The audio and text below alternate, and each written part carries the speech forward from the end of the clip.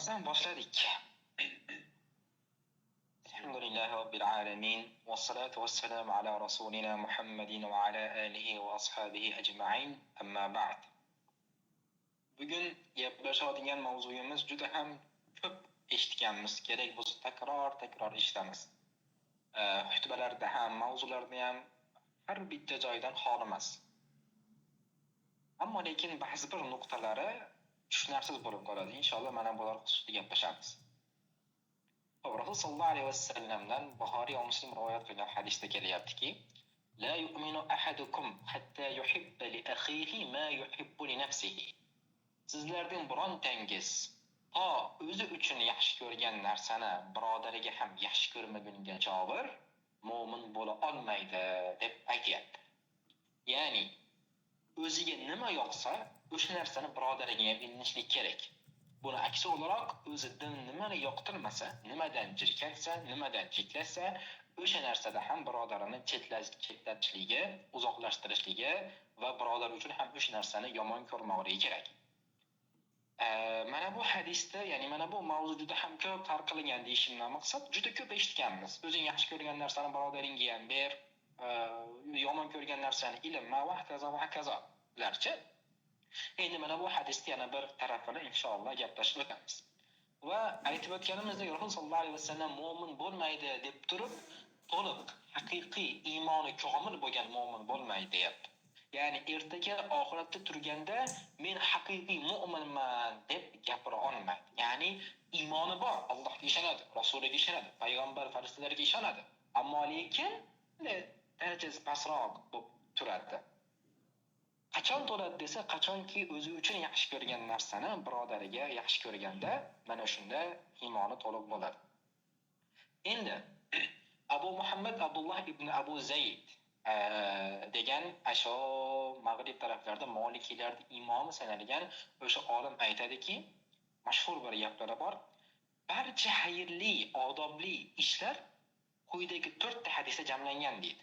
U 4 ta hadis qaysilarida qisqacha aytib o'tadigan bo'lsak, Alloh va oxirat kuniga iymon keltirgan kishi yaxshi narsani gapirsin yoki sukut saqlasin.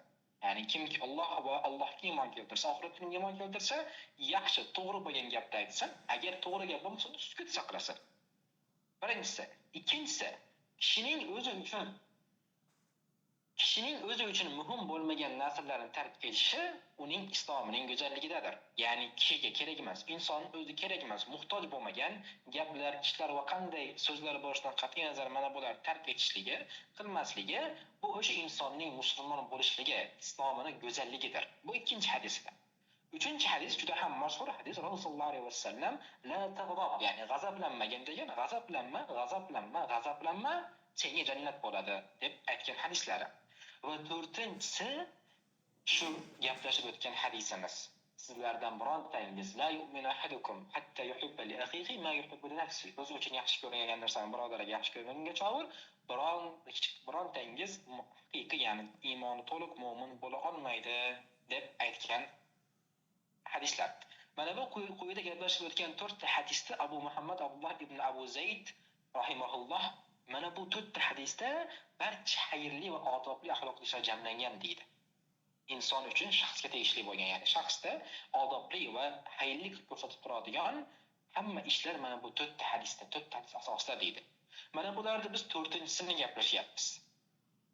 Inson o'ziga yaxshi ko'rgan narsani birodariga ilinib yaxshi ko'rmagungacha aslo iymoni komil mu'min bo'la olmaydi degan. Endi bu hadisning mazmuni haqida gaplashadigan bo'lsak, birinchi o'laroq haqiqatda biron bir moddiy narsa bo'lsin, o'zimiz uchun yaxshi ko'ryapmizmi, yaxshi deb olyapmizmi, yaxshi deb ko'ryapmizmi, albatta boshqaga ilinishlik. Buni tushunamiz va tushundik ham. Ammo lekin bir nuqtasi bor. Bu nuqta qayet jamiyatga taalluqli bo'lgan narsa. Endi bu bitta inson bilan ikkita insonning orasida bo'ladigan narsa. Buni jamiyatga qanday aloqasi bor? Va qanday o'shuncha insonga aloqasi bor deydigan bo'lsak, agar islom bizni nima chaqiradi? Islom doim to'g'ri yashashlikka, isloh qilishlikka, agar kimdir biror bir xatoda ko'radigan bo'lsa, mana bu xatoda dan xatoni isloh qilishlik, to'g'rilashlikka va to'g'ri narsani qilishlikka, ya'ni islomiy jamiyat bo'lib yashashlikka chaqiradi. Islom hamisha bu narsani bizga da'vat qilgan. Endi mana birimiz deylik, hozir juda ham ko'p tarqalgan, afsuslar bo'lsinki, xato fikr, hammani orzusi bor. Asosan yoshlarda ham yoki hatto kattalarda ham bu narsani ko'rsak bo'ladi. Ishim joyim bo'lsa, bir muammoyim bo'lmasa, birovga muhtoj bo'lmasam, pulim kelib tursa, tinch bo'lsa, oilam bilan yashasam bir joyda deb turib, o'zicha mana bu baxtlik hayotda yoki xotirjamlikni istaydi. Mana bu narsani talab qiladi. Endi bizga nima aloqador bir joyi bor buni? Mana shu narsani boshqaga ham istashlik kerak. Faqat o'zimiz, balkim boshqa uchun ham, birodar uchun ham, boshqa insonlar uchun ham mana bu narsani minishlik kerak. Men qanday xotirjam yashamoqchi bo'lsam, qolganlar ham shu xotirjam yashashlik kerak deyishlik kerak. Men menda qanchalik narsa bo'layotgan bo'lsa, ularda ham shu narsa bo'lishlik kerak deb ilinishlik kerak. Mana bu narsaga da'vat qilishlik kerak. Mana bu narsaga chaqirishlik kerak. O'zi bir chekada hech kimga aralashmasdan yashashlik bu Rasululloh sallallohu alayhi vasallamning hadisiga zid ish qilishlikdir. Mana bu muhim nuqtasidir. Jamiyatga taalluqli bo'lgan narsa shu. Hammamiz ham xohlaymiz. Xuddi aytib o'tganimdek yashashlikda xotirjam, urush bo'lmasa, janjal bo'lmasa, zo'r bo'lsa, ishlarimiz bo'lsa, birovga bir muhtojligimiz bo'lmasa, zo'r narsa. Bu ham islomni maqtargan bir o'rinlardan, ya'ni insonga muhtoj bo'lmaslikdan, muammo chiqarmasdan yashashlikda. Ammo lekin mana bu hayotda boshqalarga ham ilinmoqligimiz kerak. Agar misol uchun o'zimiz uchun adolat talab qilayotgan bo'lsak, boshqalar uchun ham adolat talab qilishimiz kerak. Agar o'zimizga adolatsizlik bo'lishini yomon ko'rayotgan bo'lsak, mana bu adolatsizlik boshqaga bo'lishini ham yomon ko'rishligimiz kerak. Bir chekada kuzatib, hamma yaxshi, men zo'r yashayapman deb indamasdan bu narsaga qarab turmoqligimiz bizning iymonimiz to'liq emasligiga dalolat qiladi. Mana bu muhim joyi. Agar biron bir inson o'zi xohlayotgan tinchlik bo'ladimi, saodat bo'ladimi yoki boshqa yaxshi ne'matlar bo'ladimi, mana bularni boshqaga ham istashlik kerak. Agar boshqaga istamasa, natijada jamiyat buzilishlikni boshlaydi. Egoistlar paydo bo'ladi, kimdir kambag'al, kimdir yomon bo'ladi va hokazo hozir ko'rib turgan holat paydo bo'ladi. Haqiqatda hozirda faqat kofirlarda emas, balki musulmonlar ichida ham bu narsa bor-da. Haligi oradagi birodarlarini o'ylamaydi, ammo lekin o'zim tinch bo'lay, o'zim yashay bo'ldi-da deb turib o'zini o'ylaydi. Endi siz shunday qilib turib, o'z yaxshi kelgan narsani boshqalarga berishligingiz, o'z yaxshi mingan narsani boshqalarga olib borib berishligingiz, bu Rasululloh sallallohu alayhi vasallam aytgandek o'zi uchun nimani yaxshi ko'rsa, birodariga ham ilinsin degan hadisga to'liq amal qilmayapsiz. Chunki siz mana bunday yashayotgan hayotni boshqaga ham ilinishligingiz kerak. Boshqa ham shunday yashashlikka, yashamoqlik uchun harakat qilmoqligingiz kerak. Va buni biz bilamiz, asosiysi bu islom ahkomlari. Islom tatbiq bo'lsa, mana shunda o'zi hamma xotirjam yashaydi. Ammo lekin siz mana islom bilan yashashlikda, misol uchun mana o'g'lim o'qisin, bolalarim, farzandlarim olim bo'lsin, ilmli bo'lsin va hokazo deb o'zingizni himoya qilib yuribsizmi, o'zingiz haromdan tiyib yuribsizmi? Ammo lekin atrofingizdagilar bu narsani qilmayaptimi? Demak, ularni bu narsaga da'vat qilishingiz kerak. Ularni bu narsaga chaqirmoqligingiz kerak. To'yingiz o'zingiz uchun istagan narsani ular uchun ham istang. Ular uchun ham harakat qiling. Shunda oxiratda iymoningiz to'liq holatda Alloh taologa ko'rinasiz. Mana bu bir muhim joy edi. Endi yana bir olimlar quyidagi bir xulosalar qilishadi. Ya'ni iymoni komil bo'lgan musulmonning tabiatda bo'lishga kelgan bir qancha sifatlar bor. Birinchi sifat aytib o'tganimizdek, o'zi uchun xohlaydigan xayrli, halol narsani boshqalar uchun ham xohlashlik kerak. Agar o'zi namozlarda o'qib, itoatlarda bo'lyaptimi, solih amallarni ko'paytiryaptimi, xayrli narsalarni qilyaptimi, xayrli narsalar bo'lyaptimi, demak, xuddi mana shu narsani boshqa birodarlarga ham qilishlik kerak. Boshqa birodarlarni ham olib chiqishlik kerak. Boshqa birodarlarni ham itoat qilishlikka, ibodat qilishlikka, xayrli ishlar qilishlikka, solih amallar qilishlikka chaqirmoqligi kerak. Mana shunda o'sha hadisga amal qilgan bo'ladi. Rasululloh sollallohu alayhi vasallam yana bir hadislari bor. Aytadiki, o'zi uchun yaxshi ko'rgan narsani boshqa odamlarga ham istashing yoki o'zingga xohlamagan narsani o'zgalarga ham xohlamasliging bu eng katta iymonni eng zo'r bir sifatlaridan, afzal sifatlaridandir deydi. Iymonning eng afzali mana bu deydi. O'zing uchun yaxshi ko'rgan narsani boshqalarga ham istaysan, o'zing uchun yomon ko'rgan narsani boshqalarga ham istamaysan, xohlamaysan deb aytadi. Endi ikkinchi musulmon, mo'min insonda bo'lishligi kerak bo'lgan sifatlardan bittasi, agar birodarida bironta bir nuqson, ayib ko'rib qolsa, o'sha narsani isloh qilmoqligi kerak. Chunki o'sha ayibni o'zida bo'lishligini yomon ko'radi-da. O'sha ayibni o'zida bo'lishligini yaxshi ko'rmaydi, yomon ko'radi. Madomiki shunaqa ekan, u birodarda ham mana bu ayib bo'lmasligiga harakat qilishlik kerak. Agar ko'rsa, uni isloh qilishlik kerak. Va uchinchi mo'min insonda bo'lishligi kerak bo'lgan narsa, agar o'zi uchun insof, adolat talab qiladigan bo'lsa, birodarlariga ham mana bu narsani talab qilmoqligi kerak. Agar o'ziga haqqoniy muomala qilinishligini, o'ziga adolatli muomala bo'lishligini, adolatli hayotda hayot kechirmoqligini istayotgan bo'lsa, bu narsani birodariga ham istashligi kerak bo'ladi. Chunki Rasululloh sollallohu alayhi vasallam aytganga yana bitta hadislarda mana bu ma'noda: "Man ahabba an yuzahzaha anin nar va yadkhul al-janna", kimki jahannamdan uzoqlashmoqligini va jannatga kirmoqligini xohlasa va uni orzulari amalga oshishligini xohlasa, u Allohga iymon keltirsa va oxirat kuniga iymon keltirsa, demak u nima qilsin? Insonlarga o'ziga qanday muomala qilsa, shunday muomala qilsin. Eng tabiiy inson o'ziga yaxshi muomala qiladi. Eng yaxshisi, eng zo'r narsani istaydi. Yaxshi narsalarga intilishga harakat qiladi. Demak, mana bu narsa boshqalarga ham ilinsin deb Rasululloh sollallohu alayhi vasallam buyuradilar. Agar kimki jahannamdan uzoqlashib jannatga kirishlikni orzu qilsa, xohlasa. Xo'p. Yana bir hadisda Rasululloh sollallohu alayhi vasallam aytadiki, mo'minlar o'zaro mehr muhabbatda bir tanadek. Buni juda ham ko'p eshitganmiz. Ya'ni musulmonlarda bir ko'rinishligi, birodarchilikdagi bir ko'rinishi bir tanaga o'xshaydi. Agar bir tanani bironta bir a'zosi kasallanadigan bo'lsa, butun bir tana unga nima tuzatishga harakat qiladi. Bu narsani insonning biologik jihatdan tekshirib qarash, katta bir joyda kesilib ketadigan bo'lsa, insonning butun tanasidagi o'sha joy tuzatishlikka, isloh qilishlikka butunlariga nima deb immunitetlar o'sha narsaga harakat qiladi. Xuddi ham inson ham shu kabi deyapti. Musulmonlarda holati ham xuddi shu kabi. Agar bironta bir musulmon yomon ishlar qilayotgan bo'lsa, jarlikka qarab ketayotgan bo'lsa, uni butun musulmonlar qutqarmoqligi, butun musulmonlar uni asramoqligi kerak bo'ladi. Mana bu edi gapirmoqchi bo'lgan narsam. Ya'ni mana bu hadis juda ham ko'p eshitganmiz. Har kuni kerak bo'lsa har kuni juda ham ko'p eshitamiz xullas. O'zing uchun yaxshi ko'rgan narsani birodaringga ham ilingan bo'lmasa mo'min bo'la olmaysan va hokazo. Ammo lekin bu faqat shaxsiy masala emas. Bu narsa butun bir jamiyatda to'g'ri yashashlik uchun, jamiyatda iymon, birodarchilik, musulmonchilikda ko'rsatib turadigan eng katta sabablardan bittasi. Chunki har bir inson yashashligini xohlaydi. Mana bu yashashligini xohlayotganligini birodariga ham ilinsa va hamma mana bu tarzda ketadigan bo'lsa, albatta jamiyat to'g'ri va chiroyli, yomon narsalardan uzoq bo'ladi. Nimaga? Chunki agar bironta bir musulmon xato ish qiladigan bo'lsa, uni isloh qiladi, to'g'rilaydi. Agar bironta bir musulmon tushib ketayotgan bo'lsa, uni ko'taradi.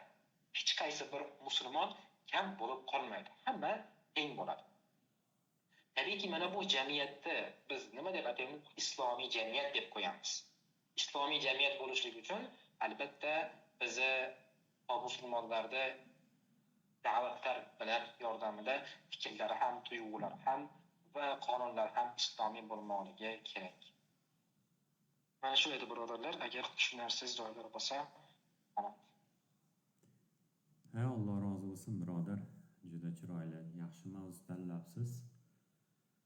Birodarlar, mavzu bo'yicha savollar, qo'shimchalar, fikrlar bo'lsa marhamat.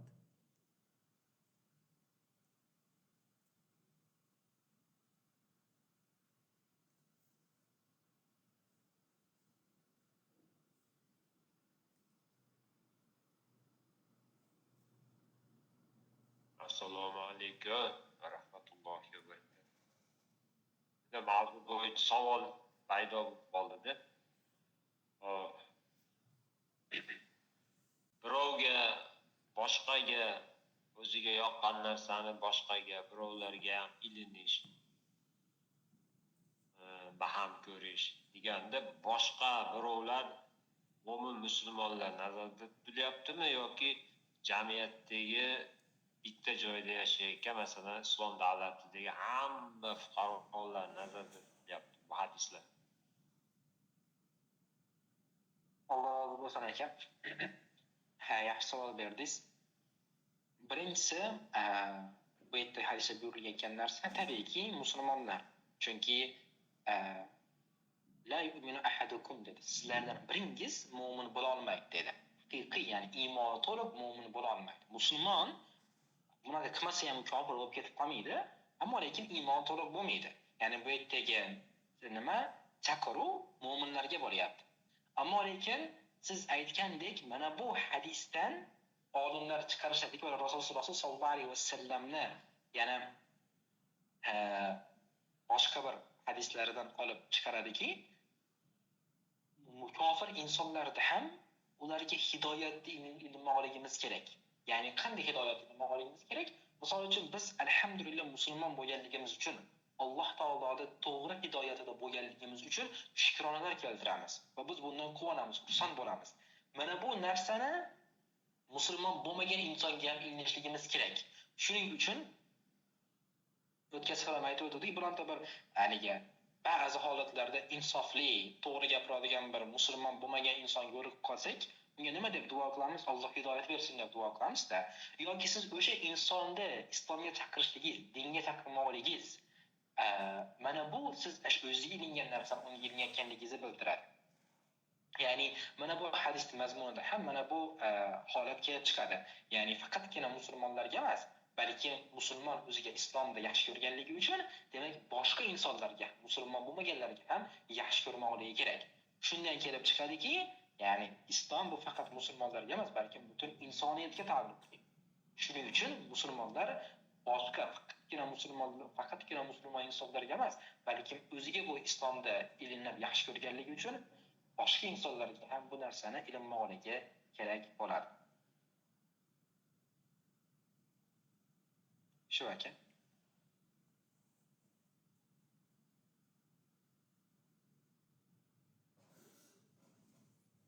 Alloh rozi bo'lsin.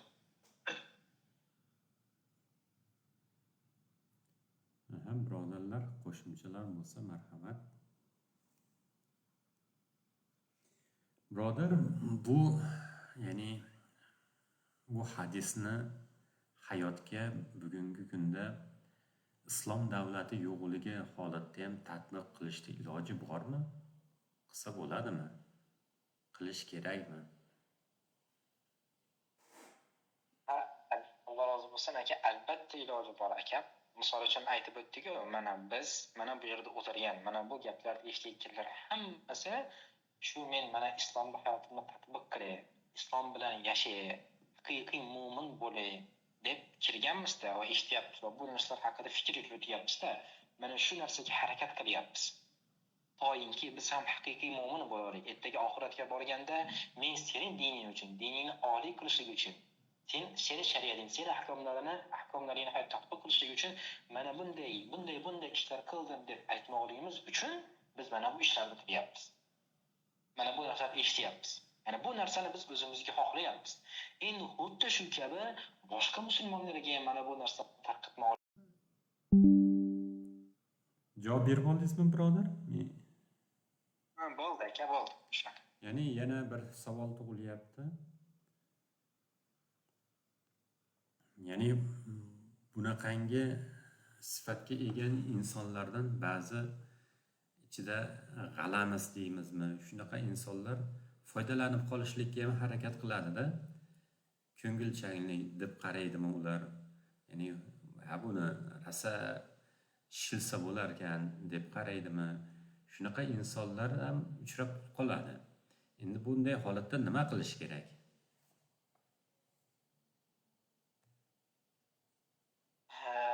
Bunday holatga nima qilishlik kerak aka? Birinchisi, sizni o'zingiz vazifangiz bor. Vazifangiz nima? Ya'ni agar mavzumizdan kelib chiqaradigan bo'lsa, juda ajoyib savol berdingiz aka. Bu narsani sessizda, bir sesda, misol uchun mana sizga shunaqa odam kelib qoldi. Bildingizki, u sizga faqat shunaqa bir manfaat yoki foyda olishlik uchun sizga kelyapti. Mana bu narsani bildingiz. Lekin o'sha sifatga ega bo'lishni siz xohlamaysiz, yomon ko'rasiz. Ya'ni u bir yomon ish qilyapti, soxtagarchilik bo'lyapti. Haqiqiy musulmon haqiqiy birodarchilikda haqqini bermayapti. Demak, siz uni mana bu narsadan qaytarmoqligingiz kerak bo'ladi, birinchisi. Ikkinchisi, agar haqiqatdan sizdagi narsaga muhtoj bo'layotgan bo'lsa, u narsani siz imkoningiz bo'lsa bermoqligingiz kerak bo'ladi. Endi chunki bu siz tarafdan bo'lgan nimangiz, siz tarafdan bo'lgan unga nisbatan bo'lgan haqqingiz. Endi oxirat kunida siz o'zingiz vazifangizni bajargan bo'lasiz, lekin u haqiqatda biz o'ylagandek o'sha inson bo'lsa, shunaqa bo'lsa, u albatta o'zini qilgan ishiga javob beradi. Chunki biz insonni ichidagi narsani